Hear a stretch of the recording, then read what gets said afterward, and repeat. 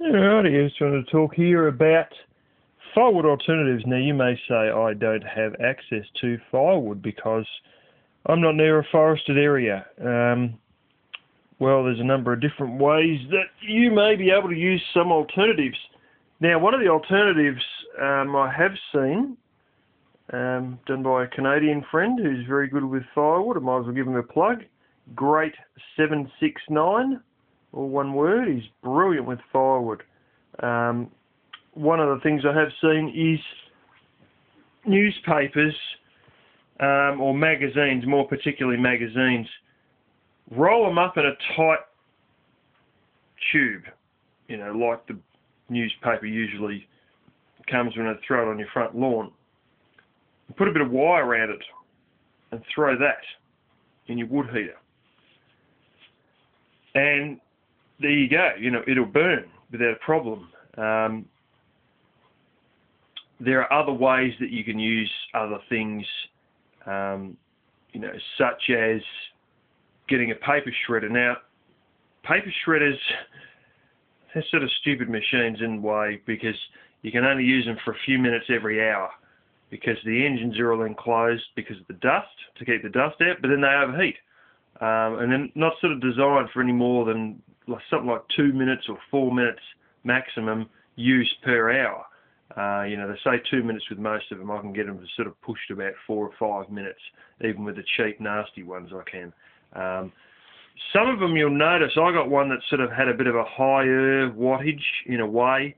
I think it's about 180 watts or something like that. But there's another one that was, you know, less than that. You know, maybe only 80 watts for another $5. So there's some that, you know, cheap ones. Just have a look at the wattage on them, and some of them will be quite a bit different from the wattage on the other ones. But you can shred newspaper and leave it all in buckets and leave it in there, you know, for 3-4 days or more, and mix it up with a stick, like a broomstick or something, you know, an old stick off a tree that's about that size. And yeah, after a while it'll go all to pulp, and then what you got to do is basically strain the water off, and then your pulp that's left, you put it in some sort of a brick press, which can be anything as simple as some sort of caulking gun, which is Troy's method, down to something that's a bit better made, you know, out of concrete or whatever. But you've got to have somewhere for the water to escape. You must have somewhere for the water to go. And, you know, make yourself little bricks out of it like that. Now you may say, why don't I just throw paper in as usual? Well, you obviously haven't spent much time burning fires or using wood heating equipment. It just all sits on top of itself and just goes plop. And otherwise you throw in loose paper as it is and it burns so fast, creates a lot of heat, and it's all gone. So you want it in bricks so it'll burn longer. The other option obviously is pellets. Now, I've seen sort of chipboard, sort of particle board pellets that are compressed. They're probably full of glue. They're probably not too grand. But if you're not catching rainwater off your roof, you could probably get away with using it. In the States, you've got to be careful of burning poison oak because apparently, so I'm told, some pellets are made out of poison oak. That's also no good. In case you don't know, if you burn a poisonous plant, the smoke from that poisonous plant is also usually poisonous or will make you quite sick. Now, there's another one in India. They do cow pats, and they get the cow pats and they dry them all out in the sun, and they burn cow pats, and they do that in Nepal as well. You know, if you're real hard pressed, maybe you want to go out with a shovel chasing a few cow pats. You probably ain't that hard pressed, but I thought I'd throw that in there anyway. Now the other one they do over here is and you got to really compress the hell out of it. They use some sort of oil. I don't know if it's palm oil or like edible oil that's out of date or gone stale or whatever. I know of my boss who was in the stock feeds business used to be able to get these sunflowers that were stale, and they were drowning in oil. I mean, they're stale, but they're drowning in oil. And I don't know if it's oil from stuff like that or what, but they get this oil, some sort of natural oil, and they get sawdust, and they spray this oil onto this sawdust, and then they compress it. I mean, they put it in something like a log splitter, big hydraulic ram, bang, and it's not like your little press that you'll be using to get your paper pulp from your newspaper. It's something serious, like a big hydraulic ram, like a log splitter, you know, to make those sort of bricks. And they call them eco logs, but they sell those in hardware stores at ridiculous prices, you know, and you can throw those in and, you know, burn them. But that's the trouble, is that they are even quite easy to crumble. If you do get your hands on one, it's quite easy to make it flake to bits. So, you know, they're not the best, but it's the fact they're compressed very hard. They sometimes use binders like flour and all that, but it's a waste of damn flour, I think, really. You know, we're sort of, you know, it's good food going to waste over a bit of blooming, you know, improvised firewood logs.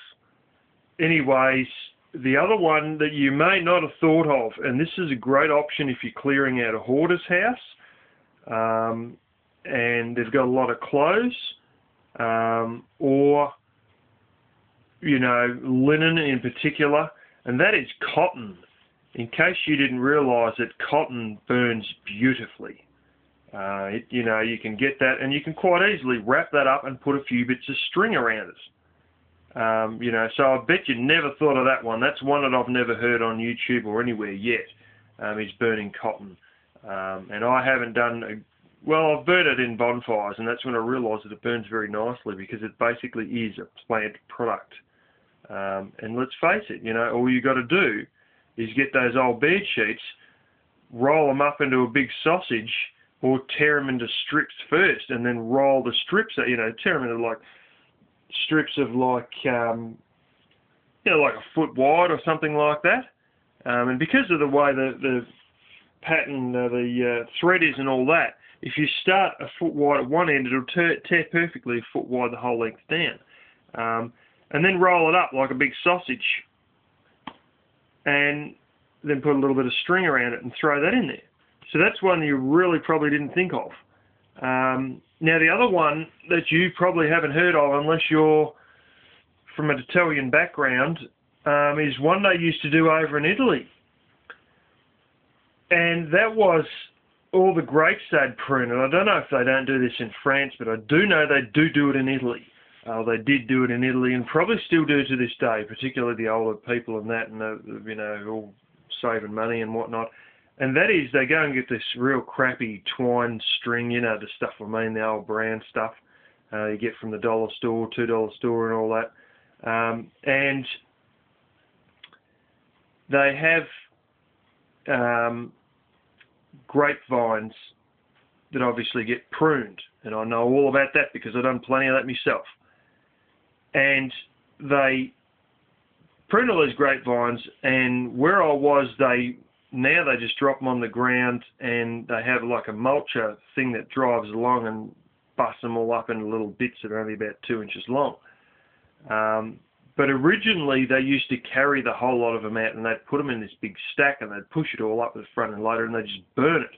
And I mean, it would burn like something chronic, because it was a monster stack. I mean, you had to see these few stacks they had to believe the size of them. But quite simply, in Italy, they used to get those and cut them to about a foot long, and they'd take them all home.